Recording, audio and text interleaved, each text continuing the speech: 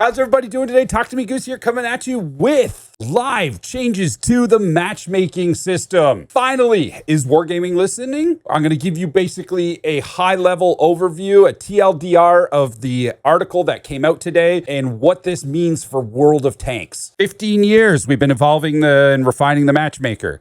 Current approach hasn't brought us the progress we aim for. That's why we believe it's time for a change, and we're ready to take a new direction to move forward. This sounds promising. Matchmaker handles millions of operations, conditions, actions every battle, and the key component responsible for the workload is the Matchmaker core. It's responsible for processing all the requests, calculations, while staying true to the Matchmaker key principles. This means that Wargaming has completely removed the crappy spaghetti code Matchmaker that they had and said, hey, you know what? Time for a change. Let's build a new matchmaking core. So that's what they've done. They've built a brand new system for matchmaking. This is incredible news, because with this new core, they'll be able to do on-the-fly changes, which is awesome. Balanced battles. Let's take a look at what the heck that means. Creating varied team composition based on core matchmaking rules. So there's a set of rules that are there, you know, +2, -2, +1, -1, heavies versus heavies, stuff like that. So they are better adjusting the compositions. One example, one team can have 2 super heavy tanks. Let's take a look. So right now in the game, if you go in and you hit battle and it's a crappy time of day, you'll see a mouse in E100 versus a 50B and a T57. That sucks. It's just like, man, like that's not even remotely fair HP wise and different things like that. So Matchmaker's going to take the mouse or the E100 and swap, or the T57 50B and swap it with one of the super heavies, so that now you have a mouse and an E100 versus a 50B and a T57. Makes it more even.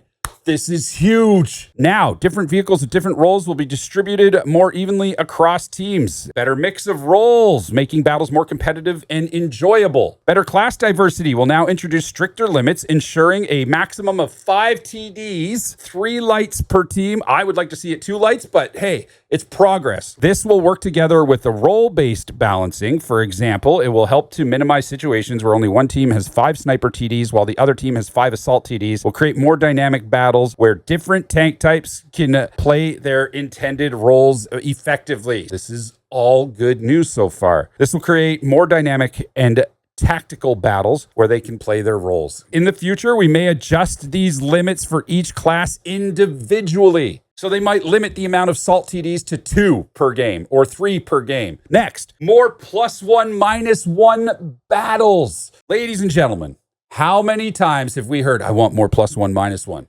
I want +1, -1 matchmaking. Seems like they're listening. Let's read. In the new matchmaker configurations, we'll focus on increasing the frequency of +1, -1 battles as a more comfortable option. However, we're keeping the +2, -2 tier battles as they remain a core format that ensures the full diversity of battles. They don't want the gameplay to get stagnant with only +1, -1. They want +2, -2 there to create a different set of diversity every so often so that you have different gameplay. Smarter vehicle distribution. Highly popular tanks often flood the queue, leading to battles where both teams are packed with the same vehicle. While this can be fun in some cases, it also reduces the variety of gameplay. We just saw it with the FV and the DVB release, how many of them were in queue. So this will limit the number of identical tanks per team. Distribute them evenly for more varied experience and diverse lineups. This means when they launch a new tank, they can literally go into the matchmaker and go beep, bop, boop, beep, boop, bop, bop, and they can change it so that only 2 or 3 per team max. They have the ability to do that now. It might take a little bit longer to get into battles when this happens, but that's okay. There needs to be a little bit of give, I feel, from the players as well in this while they tune it and experience it. Smarter, faster, dynamic queue management. The new system brings dynamic queue management, allowing Matchmaker to adjust its rules in real time. Smarter, dynamic, finer tuning, implement features on the fly. So Wargaming, suddenly something happens. There's a sudden flood of tanks. Wargaming can literally just make a change instantly to fix it. It's no longer, okay, well, we gotta wait a really long time before we can make the change because it's gonna be a patch or 2. No more patches or 2. They'll be able to do it right away. As far as I'm concerned, that's a huge win. New matchmaker testing. When is this all going down? The sheer number of exciting improvements, complexity of matchmaking requires us to conduct thorough testing to ensure the quality and effectiveness. Over the next few months, they will carry out a series of tests on the EU1 server, experimenting with different configurations, continuously fine-tuning and setting based on gathered data. Like I said, this isn't going to be immediate amazement, but it's going to help right now, and the testing will make it better. So we need to be a little bit patient with them. Let's see how it all works out. When does it start? When is this all taking place? When is the new Matchmaker going to be happening? Where is it happening? So where? EU1 server. When? Next week. Other things to note. Encounter, assault, and grand battles will be turned off on EU1 server once the testing goes live because they need a lot of data. Only about 10 to 15% of players even had assault, encounter, and grand battles even turned on. They just disabled them to make it easier to get data for standard battles. So standard battles only on the EU1 server. So that will be happening next week. So definitely, if you have an EU account, drop in on the EU1 server, mess around with the Matchmaker a bit and see how it goes. I will be over on the EU1 server playing next week as well to see if I notice a difference. I'll make a follow-up video sometime next week about what my experiences are,